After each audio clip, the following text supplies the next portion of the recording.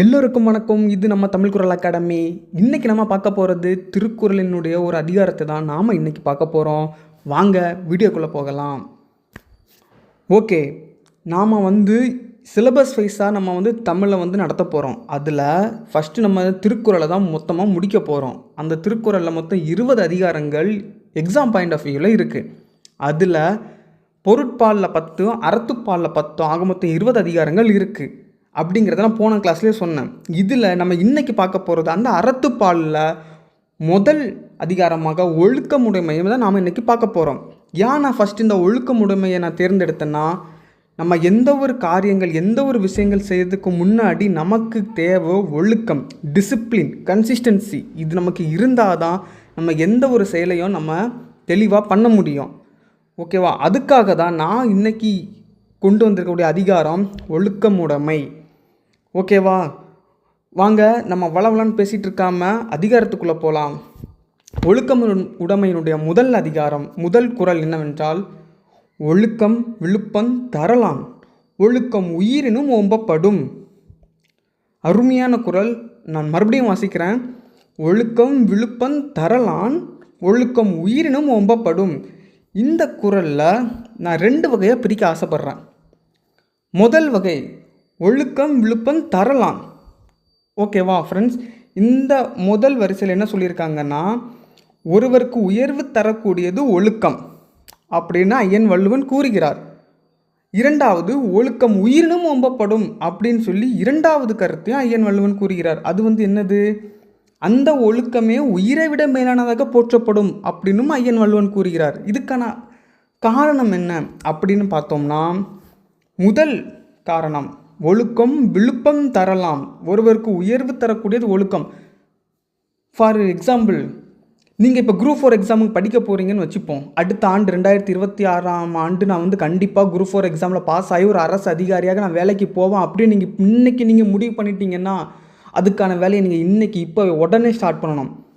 நீங்கள் காலையில் 4 மணிலேருந்து ராத்திரி 10 மணி வரை நான் படிப்பேன், நான் டெய்லிக்கும் படித்தது எக்ஸாம் போட்டு பார்ப்பேன், நான் எந்த ஒரு வீண் செயல்களை செய்ய மாட்டேன், நான் என்னோடய படிப்பில் மட்டும்தான் கவனம் செலுத்தி நான் எல்லா சிலபஸையும் முடித்து நான் என்னோடய தேர்வுக்கு தயாராகி நான் அந்த தேர்வில் நல்லபடியாக எழுதி வெற்றி பெற்று நான் அரசு அதிகாரி ஆவேன் அப்படின்னு நீங்கள் ஒரு முடிவு ஒன்று எடுத்துட்டிங்கன்னா, அதுதான் ஒழுக்கம், அதுதான் டிசிப்ளின், அதுதான் கன்சிஸ்டன்சி. அதுதான் ஐயன் வள்ளுவன் கூறுகிறார். ஒழுக்கம் விழுப்பம் தரலாம், ஒழுக்கம் உயிரினும் ஓம்பப்படும். நீங்கள் அப்படி பண்ணிங்கன்னா உங்களுடைய ஒழுக்கமே உங்கள் உயிரை விட மேலானதாக ஒரு நாள் உங்களுக்கு கொண்டு போகும்.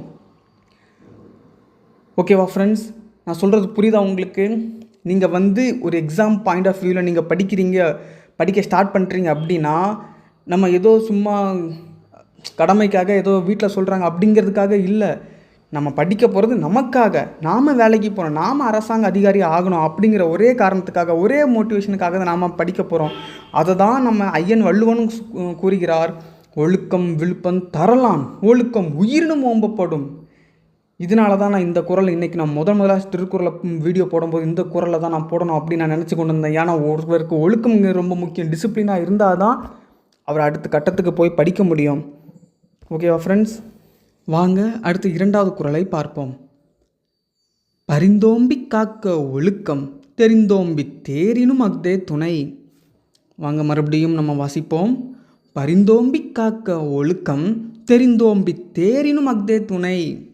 பார்த்தீங்களா? இதனுடைய அர்த்தம் உங்களுக்கு புரிஞ்சிருக்குன்னு நினைக்கிறேன். அதுலேயே இருக்குது. ஐயன் வள்ளுவன் என்ன கூற விரும்புகிறார்? எந்தெந்த வழியில் ஆராய்ந்தாலும் வாழ்க்கையில் ஒழுக்கமே சிறந்த துணை அப்படின்னு ஐயன் வள்ளுவன் கூறுகிறார். பார்த்தீங்களா? வாழ்க்கையில் ஒரு சிறந்த துணை எதுவாக இருக்க முடியும் அப்படின்னு என்று ஐயன் வள்ளுவன் கூறுகிறார் என்றால் ஒழுக்கமே சிறந்த துணை அப்படின்னு ஐயன் வள்ளுவன் கூறுகிறார். எதனால்? ஒரு எடுத்துக்காட்டுக்கு வச்சுப்போமே. இப்போ நீங்கள் உங்கள் ஃப்ரெண்ட்ஸ் எல்லோரும் படிக்கிறீங்க, ஆனால் உங்கள் ஃப்ரெண்ட்ஸ் படிக்காமல் காசு கொடுத்து வேலைக்கு போயிடலான்னு சொல்லி நினைப்பான். ஆனால் அப்படி போக முடியாது. அப்படியும் ஏதாவது ஒரு வழியில் போயிட்டானா அடுத்து அவன் ரிட்டையர்ட் ஆகிற வயது வரைக்கும் அவன் பயந்துக்கிட்டே அந்த வேலையை பார்க்கணும். அவனால் அந்த வேலையை என்ஜாய் பண்ண முடியாது, மகிழ்ச்சியாக வாழ முடியாது, பல கஷ்டங்களை சந்திக்க நேரிடும்.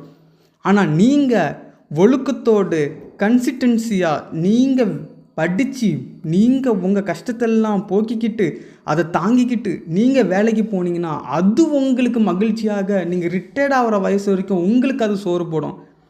இதைத்தான் ஐயன் வள்ளுவன் கூறுகிறார். எந்தெந்த வழிகளில் ஆராய்ந்தாலும் வாழ்க்கையில் ஒழுக்கமே சிறந்த துணை என்பதால் எத்தகைய துன்பத்தை ஏற்றாவது அதை காக்க வேண்டும். அந்த ஒழுக்கத்தை நம்ம காக்க வேண்டும். எத்தகைய துன்பத்தை ஏற்றாவது நம்ம காக்க வேண்டும். பல துன்பங்கள் வரும். நீங்கள் படிக்க போகிற இடத்துல துன்பங்கள் வரும், உங்கள் வீட்டில் துன்பங்கள் வரும், உங்கள் ஃப்ரெண்ட்ஸ்கிட்ட துன்பங்கள் வரும், ஏன் உங்களுடைய கல்யாணம் ஆகிருந்தால் உங்கள் மனைவிக்கிட்ட இருந்து கூட துன்பங்கள் வரும்.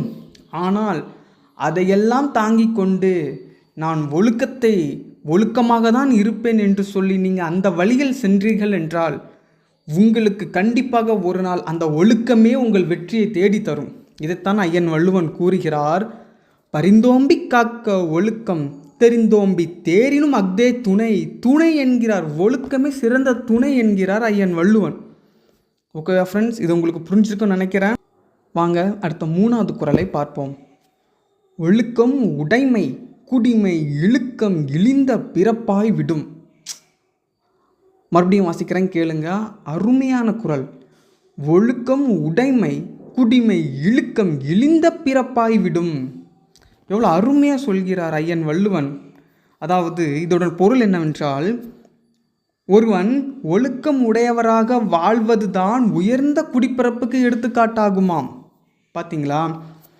அப்போ நம்ம உயர்ந்த குடிப்பிறப்புக்கு எடுத்துக்காட்டு எதுன்னு என்று சொல்கிறார் ஐயன் வள்ளுவன். ஒழுக்கமாக வாழ்வதுதான். ஒருவன் ஒழுக்கம் உடையவராக வாழ்வதுதான் உயர்ந்த குடிப்பிறப்புக்கு எடுத்துக்காட்டாகும். ஒழுக்கம் தவறுகிறவர்கள் யாராயினும் அவர்கள் இழிந்த குடியில் பிறந்தவர்களாகவே கருதப்படுவர். பார்த்தீங்களா? ஐயன் வள்ளுவன் அருமையாக சொல்லியிருக்கான். ஐயன் வள்ளுவன் சொல்கிறார், ஒருவன் ஒழுக்கத்தோடு வாழ்கிறானா அவன் உயர்ந்த குடிப்பிறப்புக்கு எடுத்துக்காட்டு.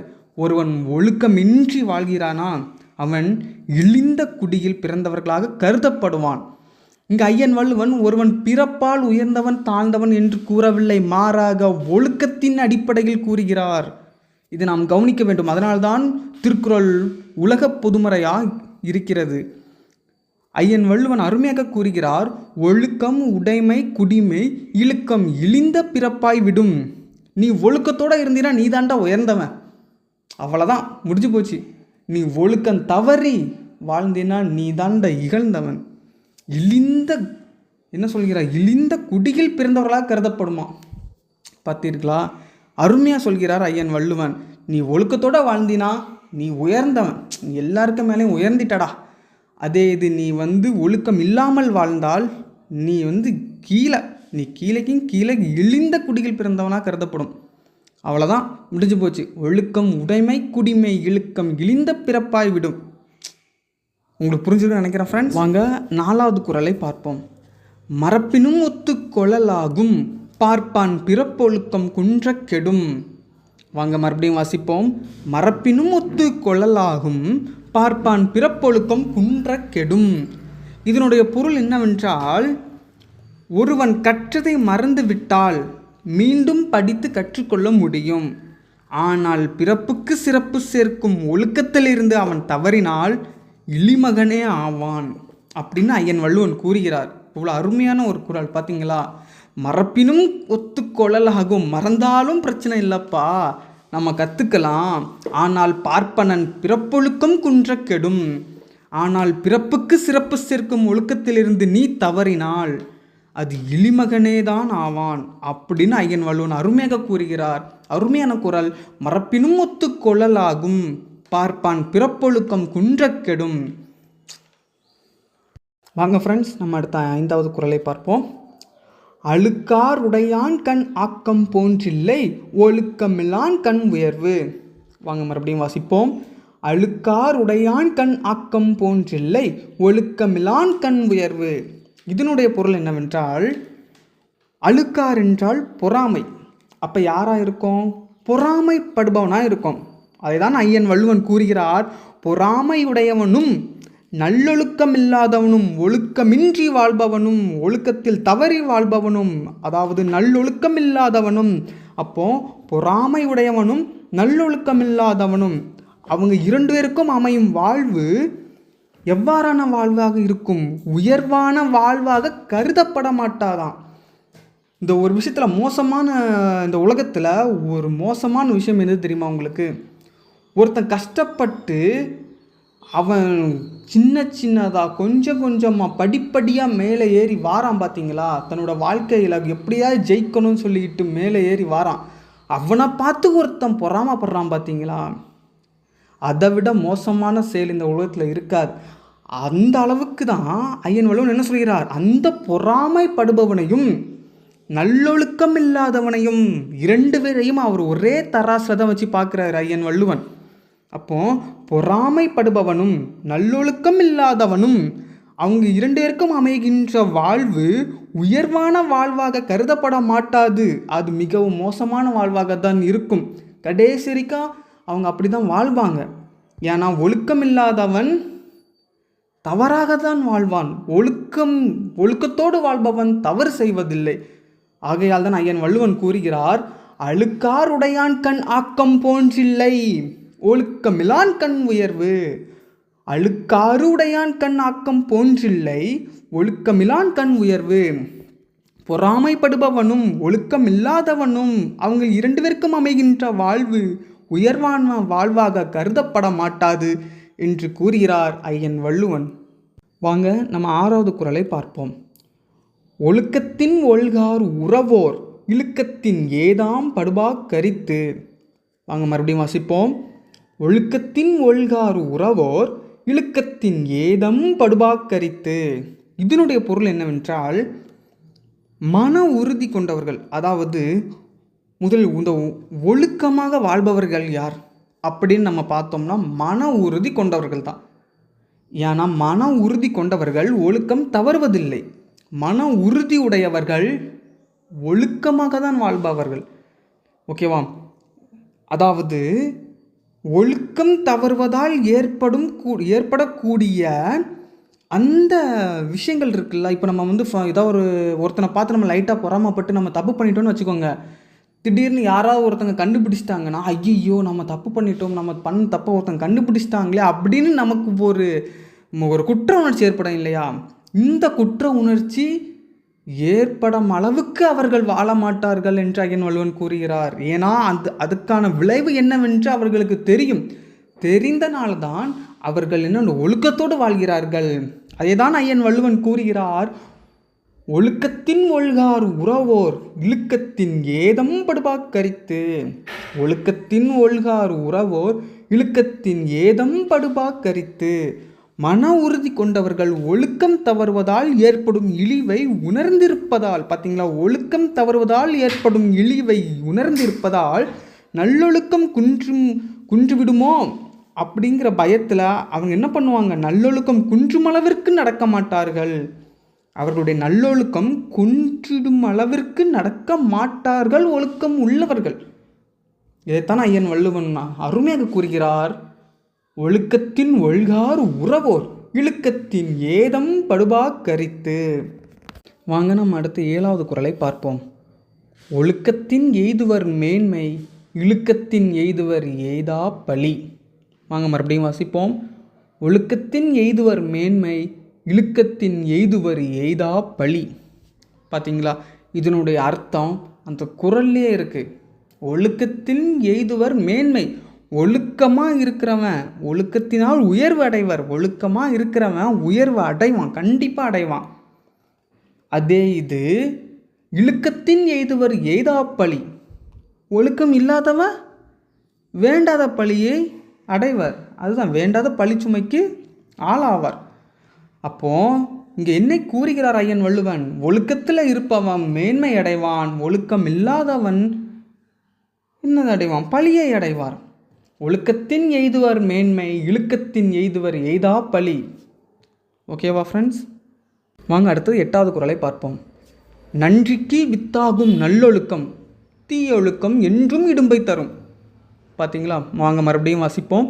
நன்றிக்கு வித்தாகும் நல்லொழுக்கம் தீயொழுக்கம் என்றும் இடும்பை தரும். முடிஞ்சு போச்சு. சொல்ல வேண்டிய கருத்தை ஐயன் 2 வரியில் அற்புதமாக சொல்லிட்டாரு. நீ நல்லா வாழ்ந்தினா நல்லா இருப்ப, இல்லை கெட்டதாக வாழ்ந்தினா கெட்டுதான்ப்பா போவ அப்படின்னு ஐயன் வள்ளுவன் 2 வரியில் நச்சுன்னு சொல்லிட்டாப்புல. நன்றிக்கு வித்தாகும் நல்லொழுக்கம் தீயொழுக்கம் என்றும் இடும்பை தரும். நல்லொழுக்கம் வாழ்க்கையில் நன்மைக்கு வித்தாக அமையும். தீயொழுக்கம் தீராத துன்பத்தை தரும். யாராவது நம்ம துன்பத்து ஆசைப்பட்டு போவோமா? நம்ம நன்மைக்கு ஆசைப்பட்டு தான் போவோமே தவிர துன்பத்தை ஏறும் தேடி போக மாட்டாங்க. அதனால் வாழ்க்கையில் ஒழுக்கமாக வாழுங்க, அது நல்லபடியாக வாழுங்க, நம்ம நன்மை தேடி தரும். ஆனால் நீங்கள் ஒழுக்கம் இல்லாமல் நீங்கள் மனம் போகிற போக்கில் வாழ்ந்தீங்கன்னா அது உங்களுக்கு தீராத துன்பத்தை தான் தரும் என்று ஐயன் வள்ளுவன் அடித்து கூறுகிறார். நன்றிக்கு வித்தாகும் நல்லொழுக்கம் தீயொழுக்கம் என்றும் இடும்பை தரும். வாங்க 9வது குறளை பார்ப்போம். ஒழுக்கம் உடையவர்களுக்கு ஒல்லாவே தீய வழுக்கியும் வாயார் சொல்லல். வாங்க மறுபடியும் வாசிப்போம். ஒழுக்கம் உடையவருக்கு ஒல்லாவே தீய வழுக்கியும் வாயார் சொல்லல். ஒழுக்கமுடையவர்கள் அவர்கள் வாயிலிருந்து தகாத சொற்கள் தவறி கூட வருவதில்லை. அதனால்தான் ஐயன் வள்ளுவன் கூறுகிறார், ஒழுக்கமுடையவருக்கு ஒல்லாவே தீய வழுக்கியும் வாயார் சொல்லல். தீய சொற்கள் வழுக்கியும் வாயிலிருந்து வராதான். அதுதான் அருமையாக சொல்கிறாரு, தீய வழுக்கியும் வாயார் சொல்லல். ஒழுக்கமுடையவருக்கு ஒல்லாவே தீய வழுக்கியும் வாயார் சொல்லல். அதனால் நல்லொழுக்கத்தை விரும்புகிறவர்கள் தீய ஒழுக்கத்தைச் சேர்ந்த பேச்சுக்களை வாய் தவறி கூட பேச மாட்டார்கள் என்று ஐயன் வள்ளுவன் அருமையாக கூறுகிறார். வாங்க கடைசி குறளான 10வது குறளை பார்ப்போம். உலகத்தோடு ஒட்டா ஒழுகல் பல கற்றும் கல்லார் அறிவிலாதார். வாங்க மறுபடியும் வாசிப்போம். உலகத்தோடு ஒட்டா ஒழுகல் பல கற்றும் கல்லார் அறிவிலாதார். இதில் ஐயன் வள்ளுவன் என்ன கூறுகிறார்? நல்ல ஒழுக்கத்தில் வாழ்பவர்கள் இதுதான்ப்பா பண்பாடு, இப்படி தான் நம்ம வாழணும் அப்படின்னு ஒரு அறத்தோடு வாழ்பவர்கள். அந்த அறம் இல்லாமல் ஒழுக்கம் இல்லாதவர்கள் வாழ்கிறார்கள் அல்லவா, அவர்கள் பல நூல்களை கற்றாலும் அவர்கள் என்னது கல்லாதவர், அவர்கள் அறிவில்லாதவர் என்று திட்டுகிறார் ஐயன் வள்ளுவர். நீ என்னடா படித்து நீ என்னடா பெரிய ஆக போகிற, ஒழுக்கம் இல்லைனா உங்ககிட்ட ஒன்றுமே இல்லைடா அப்படின்னு சிம்பிளாக சொல்கிறார் ஐயன் வள்ளுவன். அதுதான் அருமையாக தன் 2 வரிகளில் கூறுகிறார். உலகத்தோடு ஒட்டா ஒழுகல் பல கற்றும் கல்லார் அறிவிலாதார். அருமையாக கூறுகிறார். நீ எவ்வளவும் படிச்சுக்கோ, நீ எம்ஏ எம்பிள் பிஹெச்டி என்னெல்லாமோ படிச்சுட்டு போ, உன்னோட ஒழுக்கம் இல்லைன்னா ஒன்றுமே இல்லையாப்பா, நீ படித்த படிப்புக்கு அர்த்தமே இல்லையே. அதே தான் ஐயன் வள்ளுவன் அருமையாக சொல்லுகிறார். உலகத்தோடு ஒட்டா ஒழுகல், அதாவது ஒழுக்கத்தோடு வாழ்பவர்களுடைய பண்பாடு இருக்கு இல்லையா, அந்த பண்பாடை நீ பின்பற்றாமல் வாழ்ந்து பல நூல்களை கற்றாலும் நீ கல்லாதவர் தான் என்கிறார், அறிவில்லாதவர் தான் என்கிறார் ஐயன் வள்ளுவன். உலகத்தோடு ஒட்டா ஒழுகல் பல கற்றும் கல்லார் அறிவில்லாதார். ஓகே ஃப்ரெண்ட்ஸ், நம்ம ஒழுக்கமுடையனுடைய 10 குறளையும் நம்ம குறளையும் ப்ளஸ் அதோடைய பொருளையும் நம்ம பார்த்தோம். இது புரியாதவங்க மறுபடியும் ஒருக்கா கூட கேளுங்க, கண்டிப்பாக புரியும்.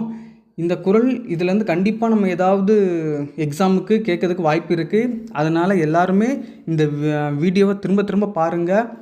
நீங்கள் படிக்காட்ட கூட ஒன்றும் இல்லை, இந்த வீடியோவை பாருங்கள், அதுவே உங்களுக்கு நான் சொன்னதை வச்சே உங்களுக்கு மைண்டில் ஆட்டோமேட்டிக்காகவே ஏறிடும். அதனால் மறுபடியும் சொல்கிறேன், ஒவ்வொரு நாளைக்கும் இந்த மாதிரி ஒவ்வொரு வீடியோ வரும், அந்த வீடியோ நீங்கள் தவறாமல் பாருங்கள். அப்போ தான் உங்களால் இந்த தேர்வில் வெற்றி பெற முடியும். நாங்கள் அவ்வளோ எஃபெக்ட் எடுத்து உங்களுக்காக இந்த வீடியோ நாங்கள் போடுறோம். நீங்கள் கண்டிப்பாக இந்த வீடியோவை பாருங்கள், அது உங்களுக்கு பயனுள்ளதாக தான் இருக்கும். நாங்கள் போடுற ஒவ்வொரு வீடியோவுமே உங்களுக்கு அது பயன் தரும், கண்டிப்பாக தரும். முயற்சி கண்டிப்பாக உங்களுக்கு வெற்றி அடைய செய்யும். அதனால தான் சொல்கிறேன், நல்லா படிங்க. மறக்காமல் லைக் பண்ணுங்கள், ஷேர் பண்ணுங்கள், உங்களோட கருத்துக்களை கமெண்ட் பாக்ஸில் தெரிவிங்க. மறக்காமல் சப்ஸ்கிரைப் பண்ணுங்கள், பக்கத்தில் கூட பெல் ஐக்கானை ப்ரெஸ் பண்ணுங்கள். நாங்கள் போடுற எஃபெக்ட் உங்களை அடையணும்னா நீங்கள் சப்ஸ்கிரைப் பண்ணால் தான் அது நடக்கும். அதனால் உங்களிடமிருந்து மீண்டும் சந்திக்கும் வரை இது நம்ம தமிழ் குரல் அகாடமி. நன்றி, வணக்கம்.